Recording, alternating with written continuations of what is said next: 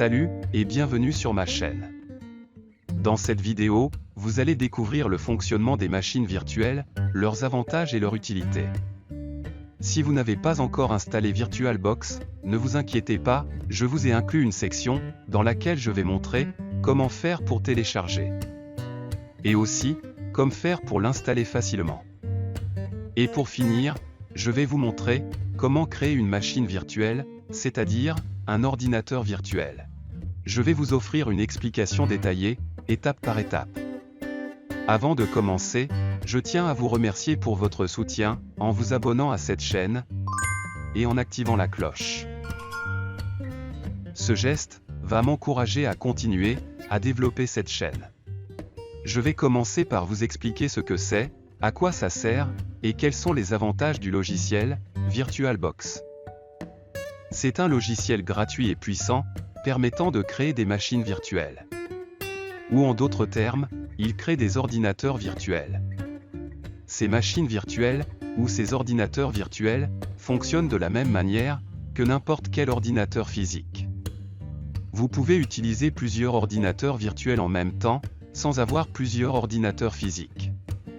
Vous pouvez utiliser simultanément différents systèmes d'exploitation sur des machines virtuelles. Comme par exemple Windows, Linux, Ubuntu, et bien d'autres. En utilisant un système d'exploitation différent, sur la machine virtuelle, vous pouvez utiliser des applications qui s'exécutent uniquement sur celle-ci. Vous pouvez tester des applications sans les installer directement sur le système d'exploitation principal. Donc, aucun risque. Dans la machine virtuelle, vous pouvez faire toutes sortes d'expériences dans différents systèmes d'exploitation sans courir de risque pour l'ordinateur principal. Si la machine virtuelle est infectée par des virus, ceux-ci n'affectent pas l'ordinateur principal. Parce que la machine virtuelle fonctionne dans un environnement distinct du système d'exploitation principal de l'ordinateur. L'utilisation d'un disque dur virtuel peut aider à protéger votre disque dur physique. Parce qu'il charge et exécute des systèmes d'exploitation dans un environnement virtuel. Si vous êtes curieux de découvrir VirtualBox, je vais vous montrer comment le télécharger et l'installer, expliquer étape par étape. Nous allons commencer par ouvrir notre navigateur Internet. Dans cette barre de recherche, nous allons écrire VirtualBox. Appuyez ensuite sur OK. Ici, nous allons chercher le site officiel, virtualbox.org. Nous allons faire un clic gauche ci-dessus. En bas sur la page vous trouverez écrit sur fond bleu, VirtualBox, suivi du numéro de la dernière version. Faites un clic gauche dessus. De là, nous pouvons choisir de télécharger la version correcte pour le système d'exploitation que nous utilisons. Pour ceux qui utilisent Windows, faites un clic gauche ici pour télécharger. Et comme vous pouvez le constater, le téléchargement a déjà démarré. Une fois le téléchargement terminé, nous allons partir d'ici et entrer dans l'endroit où l'utilitaire a été déchargé.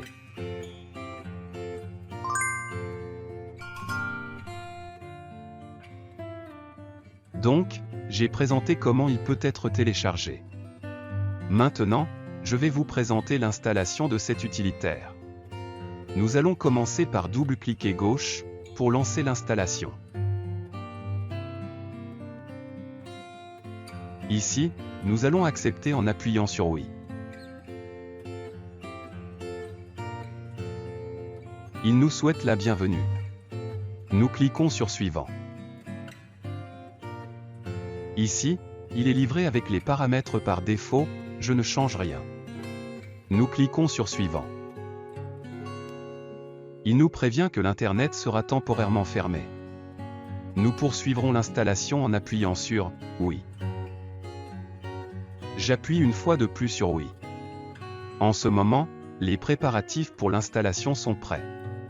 Pour démarrer l'installation, appuyez sur Installer. L'installation est lancée. Nous attendons que le processus d'installation soit terminé. Nous voyons également la barre de progression.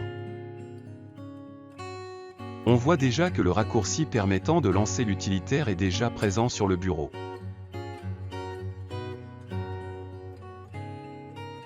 Maintenant, appuyez sur Terminer. Maintenant nous pouvons sortir de cette page. Cliquez sur ce raccourci et l'utilitaire se lancera. Je tiens à vous dire que ce tuto a été fait sur un PC virtuel. Je vous dis cela pour que vous ayez une preuve de son fonctionnement. Vous pouvez voir ici que j'ai déjà créé 2 machines virtuelles, sur lesquelles j'ai installé Windows 10. Sur cette machine virtuelle, ou PC virtuel, j'ai installé le VirtualBox. Et j'ai fait ce tuto. En haut à droite, il nous montre un aperçu de ce qui se passe en ce moment, sur le PC virtuel. Il affiche ce qui se passe en temps réel.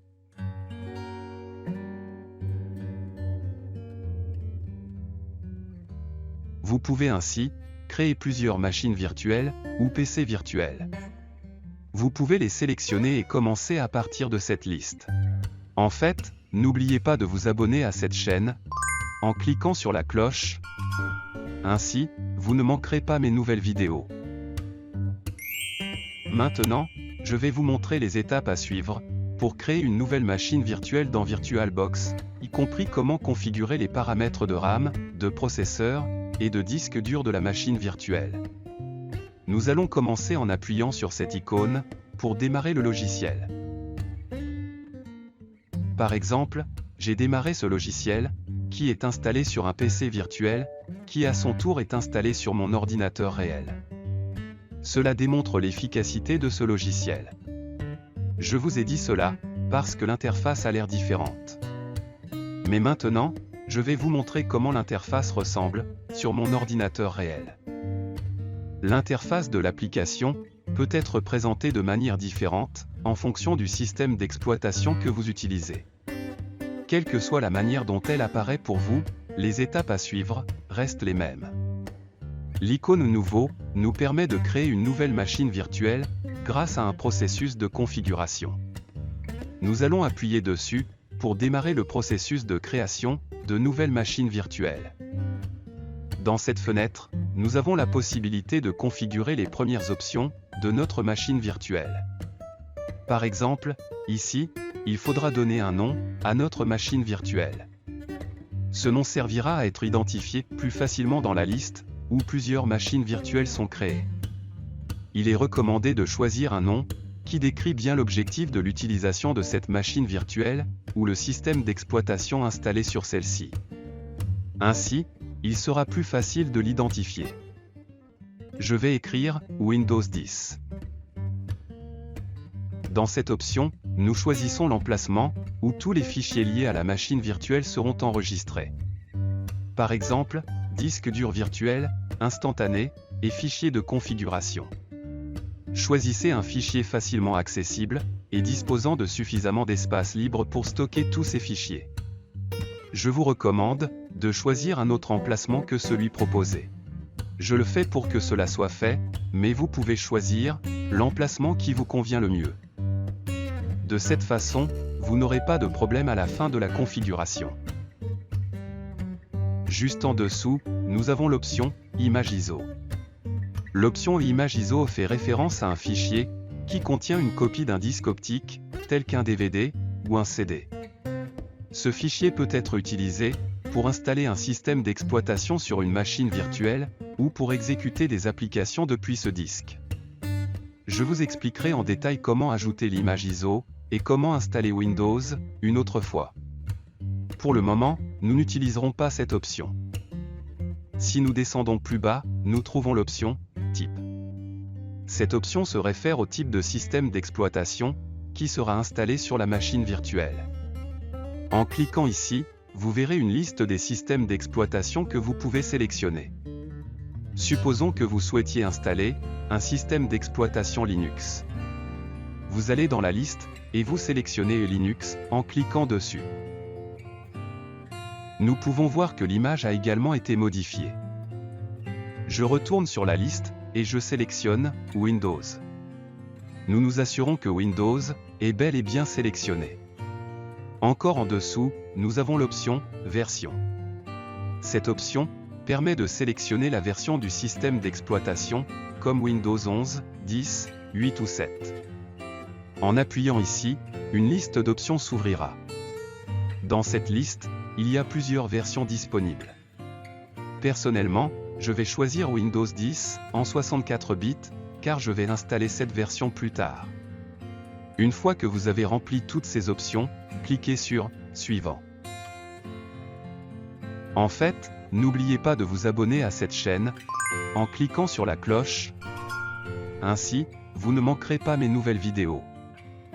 Dans cette fenêtre, nous pouvons spécifier d'autres paramètres pour la machine virtuelle, tels que la quantité de mémoire RAM. La quantité de mémoire RAM allouée à la machine virtuelle est importante pour la performance du système d'exploitation installé. Si vous ne donnez pas assez de mémoire RAM, le système d'exploitation peut être lent et instable. La quantité recommandée dépend du système d'exploitation et des applications que vous souhaitez utiliser sur ce PC virtuel. Ici, vous pouvez voir la quantité de RAM présente sur l'ordinateur réel. Cet endroit montre la quantité de RAM qui sera allouée à l'ordinateur virtuel. Vous pouvez définir la quantité de RAM en utilisant ce curseur. En déplaçant le curseur vers la gauche ou vers la droite, vous pouvez régler la quantité de RAM allouée à la machine virtuelle. Si vous déplacez le curseur dans la zone rouge, cela peut affecter les performances de l'ordinateur principal. Il est important de noter que la RAM allouée à la machine virtuelle sera prise dans la RAM réelle de votre ordinateur lorsque les deux sont utilisés en même temps. Si vous n'avez pas beaucoup de RAM à votre disposition, vous pouvez installer une version de Windows qui n'en nécessite pas autant. La décision vous revient. J'ai décidé que cette quantité de RAM serait la bonne pour moi. Je vais maintenant passer à la configuration du processeur afin d'optimiser ses performances. Ici, vous pouvez voir combien de cœurs de processeur sont disponibles sur votre ordinateur physique. À cet endroit, il nous montre combien de cœurs de processeur sont alloués aux machines virtuelles. Vous pouvez déterminer la quantité de cœurs que vous voulez distribuer en faisant glisser le curseur vers la droite ou vers la gauche. Par exemple, j'ai décidé d'attribuer qu'un seul cœur de processeur. Cependant, il est important de faire attention à cette étape. Si le processeur est réglé à un niveau trop bas, la machine virtuelle peut être lente et peut rencontrer des problèmes pour exécuter des programmes plus exigeants. Un réglage du processeur trop élevé peut causer des problèmes de compatibilité et surcharger les ressources de l'ordinateur réel.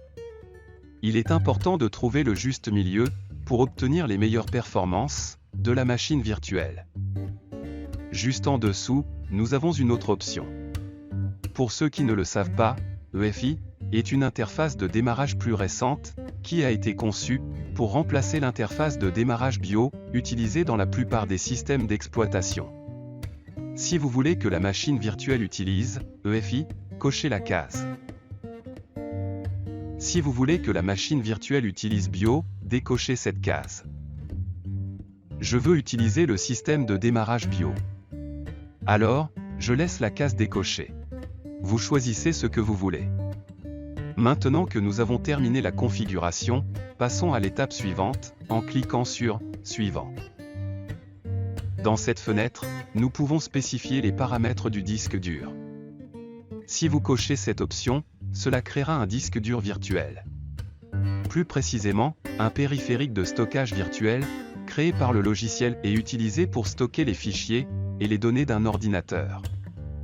Le disque dur virtuel est stocké sur un disque dur physique, mais est accédé et utilisé comme un disque dur physique indépendant. Vous pouvez voir ici la capacité du disque dur réel de l'ordinateur. Cet endroit montre la capacité du disque dur alloué à l'ordinateur virtuel. Vous pouvez définir la capacité du disque dur en utilisant ce curseur. En déplaçant le curseur vers la gauche ou vers la droite, vous pouvez ajuster la capacité du disque dur alloué à la machine virtuelle. En cochant cette option, la taille du disque dur virtuel sera entièrement allouée lors de sa création. Cela signifie que l'espace nécessaire pour stocker les fichiers sera entièrement réservé sur le disque dur physique. Cela peut améliorer les performances de la machine virtuelle, car elle n'aura pas à allouer de nouvel espace lors de l'ajout de nouveaux fichiers. Si vous ne cochez pas l'option, la taille du disque dur virtuel ne sera pas entièrement allouée lors de sa création. Le disque dur virtuel réservera de l'espace supplémentaire lors de l'ajout de nouveaux fichiers. Cela peut entraîner une utilisation plus efficace de l'espace de stockage. Je la laisse décocher. Vous allez faire votre choix. Cette option vous permet de choisir si vous souhaitez utiliser un disque dur virtuel existant au lieu de créer un nouveau. Si vous cochez cette option, vous ne pourrez pas ajouter de disque dur virtuel à la machine virtuelle. Ce qui nous intéresse seulement ici, c'est cette option. La configuration du disque dur est terminée, donc nous allons cliquer sur « Suivant ».